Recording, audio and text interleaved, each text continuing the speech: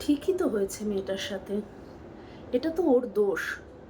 ও একটা মেয়ে হয়ে একটা হসপিটালে চলা কুচক্রের সম্বন্ধে এতটা জেনে গেছিল। ওর দোষ তো এটা। কেন জেনেছিল? ওর তো বোঝা উচিত ছিল এই পোড়া দেশের পোড়া সমাজে জন্মানো একটা সামান্য মেয়ে, হোক না সে যত বড়ই ডাক্তার, একটা মেয়ে তো। সে কেন জানবে? কেন ওপরতলার মানুষদের অন্যায় সম্বন্ধে জানবে? জানলে তাকে চুপ করে থাকতে হবে, আর না হলে তাকে ঠিক এইভাবে চুপ করিয়ে দেওয়া হবে। মেয়েটার সারা শরীরে 113টা কামড়ের দাগ ছিল। ওটা এতগুলো মানুষের কামড়ের দাগ নয়, এই গোটা সিস্টেমটার কামড়ের দাগ।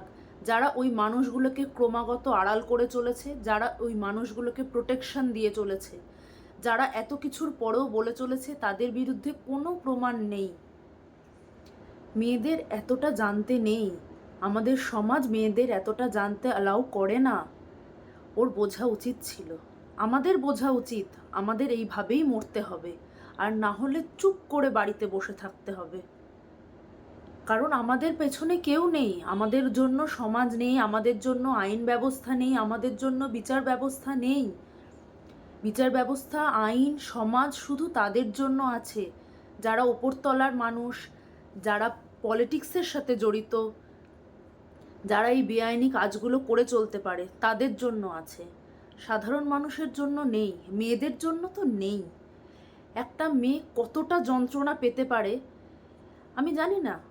অনেক সিস্টেমে তো আমাদের অনেক মহিলারাও রয়েছে, তাদেরও হয়তো বোঝার ক্ষমতা নেই যে একটা মেয়ে কতটা যন্ত্রণা পেতে পারে।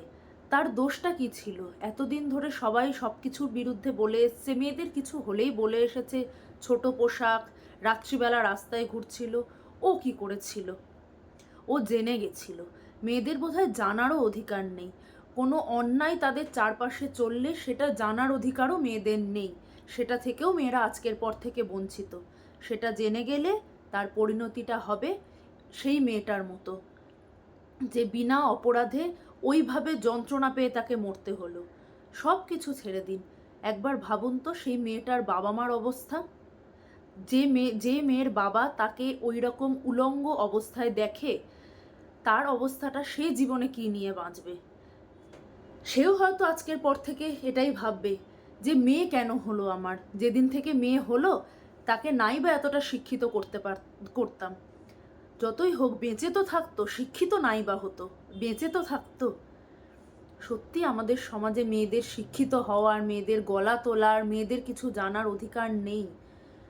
শুধুমাত্র যারা ক্ষমতা রাখে, অন্যায় ক্ষমতা রাখে, তাদেরই জানার সব কিছু অধিকার আছে, মেয়েদের নেই।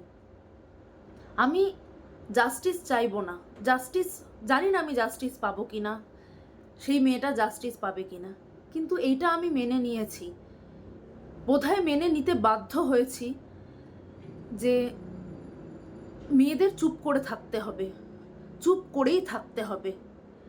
কারণ তারা কোনো বিচার পাবে না, সুবিচার পাবে না। এতগুলো দিন হয়ে গেছে, এখনো পর্যন্ত তারা নাকি প্রমাণের অভাবে কাউকে ধরতে পারছে না। এত অভাব প্রমাণের, এত বড় একটা ঘটনার পর প্রমাণের এত অভাব, তারা কাউকে প্রমাণের অভাবে ধরতে পারছে না। তাহলে কাদের ওপর ভরসা করে মেয়েরা লড়াই করতে যাবে? এই যে বিচার ব্যবস্থা, কার ওপর লড়াই করে মেয়েরা যুদ্ধ করতে যাবে? পারবে না, সত্যিই বোধহয় পারবে না। ঠিকই হয়েছে ওর সাথে, ওর এতটা জানা উচিত হয়নি।